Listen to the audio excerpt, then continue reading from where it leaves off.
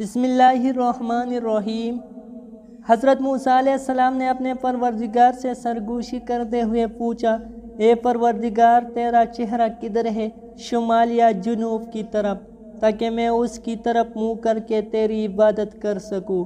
اللہ تعالیٰ نے حضرت موسیٰ علیہ السلام کی طرف وحی بھیجی، اے موسیٰ آپ آگ جلائے، پھر اس کے ارد گرد چکر لگا کر دیکھے کہ آگ کا رخ کس جانب ہے۔ حضرت موسیٰ علیہ السلام نے آگ روشن کی اور اس کے ارد گرد چکر لگایا، دیکھا تو آگ کی روشنی چاروں طرف یکساں ہے۔ چنانچہ دربار الہی میں عرض کیا، پروردگار میں نے آگ کا رخ ہر جانب یکساں ہی دیکھا۔ اللہ تعالیٰ نے فرمایا، اے موسیٰ میری مثال بھی ویسے ہی ہے۔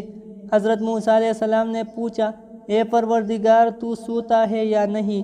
اللہ تعالیٰ نے ان کی طرف وحی نازل فرمائی، اے موسیٰ پانی سے بھرا ہوا ایک پیالہ اپنے دونوں ہاتھوں پر رکھ لو، پھر میرے سامنے کھڑے رہو اور نیند کی آغوش میں مت جاؤ۔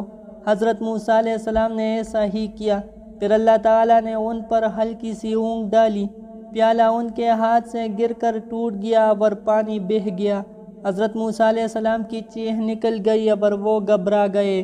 پھر اللہ تعالیٰ نے فرمایا، اے موسیٰ میں آنکھ کی ایک جھپک بھی سو جاؤں تو یہ آسمان زمین پر دھڑام سے گر پڑے گا، جیسے تیرا پیالہ زمین پر گر پڑا۔ اور یہ اللہ تعالیٰ کے اس قول کی طرف اشارہ ہے۔ یقینی بات ہے کہ اللہ تعالیٰ آسمانوں اور زمین کو تھامے ہوئے ہے کہ وہ ٹل نہ جائے، تو پھر اللہ کے سوا اور کوئی ان کو تھام بھی نہیں سکتا، وہ حلیم و غفور ہے۔ حضرت موسیٰ علیہ السلام نے پوچھا، اے پروردگار تو نے مخلوق کی تخلیق کیوں کی جبکہ ان سے تجھے کوئی ضرورت نہیں پڑتی؟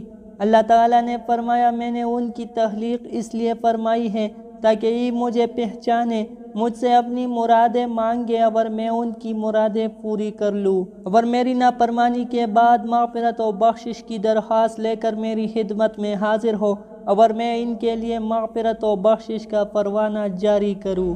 حضرت موسیٰ علیہ السلام نے پوچھا، میرے رب کیا تو نے کوئی ایسی چیز بھی پیدا کی ہے جو تیری ہی جستجو میں رہتی ہے؟ اللہ تعالیٰ نے فرمایا، ہاں، مومن بندے کا دل جو میرے لیے خاص ہے۔ حضرت موسیٰ علیہ السلام نے پوچھا، یہ کیسے اے پروردگار؟ اللہ تعالیٰ نے موسیٰ علیہ السلام سے فرمایا، جب مومن بندہ مجھے نہیں بھولتا تو اس کا دل میری یاد سے لبریز رہتا ہے، اور میری عظمت اس پر محیط ہوتی ہے، اور مجھے جو یاد کرتا ہے میں اس کا ساتھی بن جاتا ہوں۔